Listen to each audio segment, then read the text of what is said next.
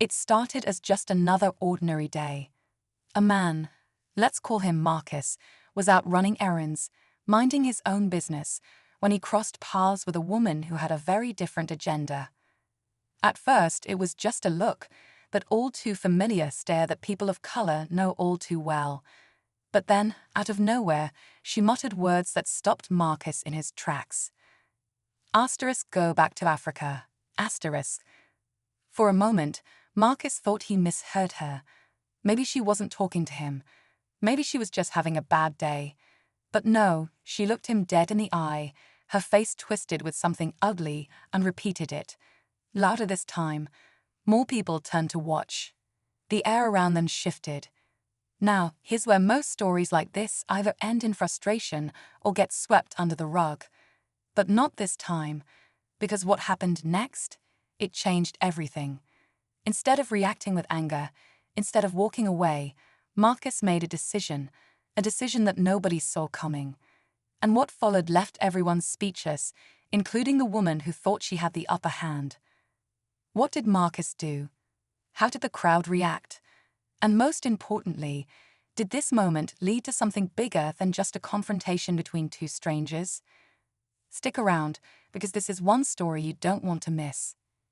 Marcus took a deep breath. He could feel the heat rising in his chest, but he refused to let anger take over. Not because he wasn't hurt, he was. Not because he wasn't tired, he had faced moments like this before. But this time, he wanted to do something different, something that would make people stop and think. The woman stood there, arms crossed, waiting for a reaction. Maybe she expected him to yell, to argue, to walk away defeated. But Marcus didn't do any of those things. Instead, he smiled. Not out of kindness, not out of amusement, but out of something deeper. People around them had started paying attention. Some looked uncomfortable, others whispered among themselves. A few had their phones out, recording. This wasn't just between Marcus and this woman anymore. It had become a moment. One of those moments that could go viral. One of those moments that could shake conversations for weeks, maybe even years. Marcus finally spoke, his voice calm but firm. "Why do you think I should go back to Africa?" The woman's expression changed, just for a second. She hadn't expected that question. She shifted on her feet, trying to find the right words. But before she could say anything, someone else in the crowd spoke up. A man, maybe in his 50s, with grey hair and tired eyes. "That's not okay," he said, shaking his head. "We don't talk to people like that." The tension grew. More voices joined in, some supporting Marcus, others hesitating, unsure of what to say. The woman's confidence wavered, but she wasn't ready to back down. Not yet. And then, just when it seemed like things couldn't get any more intense, something unexpected happened. The woman scoffed, rolling her eyes as if the man's words meant nothing. "Oh, give me a break," she muttered. "I'm just saying what everyone else is thinking." But was she? Because at that moment, something shifted. The crowd, which had started as quiet observers, was no longer just watching. People were talking, some shaking their heads, others looking directly at the woman with disbelief. A younger woman near the front crossed her arms and spoke up. "No, you're not. You're just saying what you think, and it's wrong." Marcus stayed still, letting it all unfold. He knew this wasn't just about him anymore. This was about something bigger, the way people react, the way silence can be just as loud as words. The woman looked around, realizing she was losing whatever control she thought she had over the situation. "Oh, come on," she huffed. "People are way too sensitive these days." And then, from the back of the crowd, another voice. A soft but steady one. An older black woman, her face lined with years of wisdom, stepped forward. "You ever stop to wonder why people are sensitive?" she asked, her tone calm but firm. "Maybe because words like yours, they've been used for centuries to push people down, to make them feel like they don't belong." The woman's face tightened, her confidence flickering for just a second, but she still wasn't ready to admit anything. "I didn't mean it like that," she grumbled, folding her arms. Marcus finally spoke again. Then how did you mean it? The crowd went silent, waiting for her response, waiting to see if, for once, someone like her would stop and think. But before she could answer, something else happened, something no one saw coming. The woman opened her mouth to respond, but before she could, someone else moved through the crowd. A man in a dark suit, carrying a briefcase, stepped forward. His face was unreadable, but his presence alone commanded attention. "I heard what you said," he said, his voice even. "And I need to ask, do you actually believe it? Or are you just repeating something you were taught?" The woman stiffened. "What difference does it make?" she shot back. "I have a right to my opinion."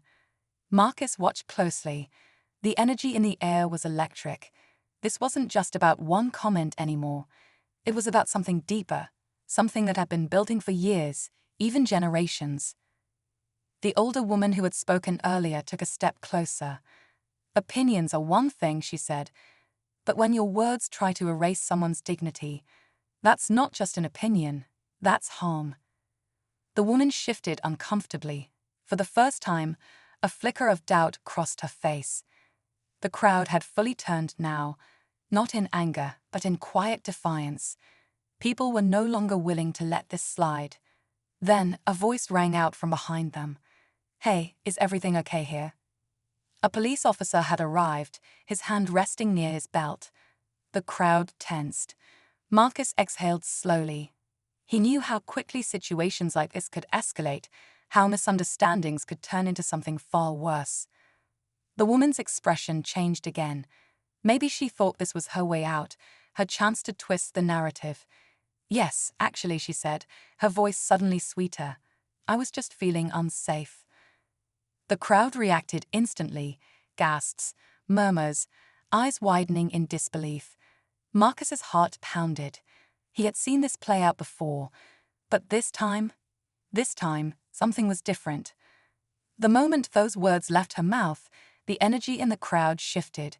People weren't just shocked, they were angry. Not in a chaotic way, but in a way that said, "We see what you're doing. And we won't let it happen, asterisk." Marcus stayed still, his heartbeat loud in his ears. He knew exactly what she was trying to do. He had seen it before, how quickly the narrative could flip, how easily a victim could be painted as the aggressor. And now, with the officer standing there, the weight of history pressed down on him. The officer looked between them, his face unreadable. "What do you mean, unsafe?" he asked, his voice measured. The woman hesitated for just a second. She wasn't expecting that question. I just mean this whole situation," she stammered, trying to regain control. "Everyone's ganging up on me. I was just speaking my mind." Then, something happened that she didn't expect. A young man, probably in his 20s, stepped forward. He'd have been quiet until now, standing near the back with his phone recording. "Actually," he said, "we've got the whole thing on video, and it tells a different story." Murmurs spread through the crowd. A few more people lifted their phones, showing they had been recording too. The woman's confidence wavered. Her eyes darted around, searching for a way out. The officer exhaled and turned to Marcus. "Sir, is there anything you'd like to say?" Marcus looked at the woman, then at the crowd. This was the moment, the turning point. He could feel the weight of every decision pressing down on him. And then, before he could answer, something no one saw coming happened, and it changed everything. Before Marcus could speak, a voice cut through the tension. "I think we've heard enough." The older black woman stepped forward again, her gaze steady on the officer. "This young man has done nothing wrong. We all saw it. We all heard it. And now there's proof." She motioned toward the phones still recording, their screens glowing in the dimming evening light.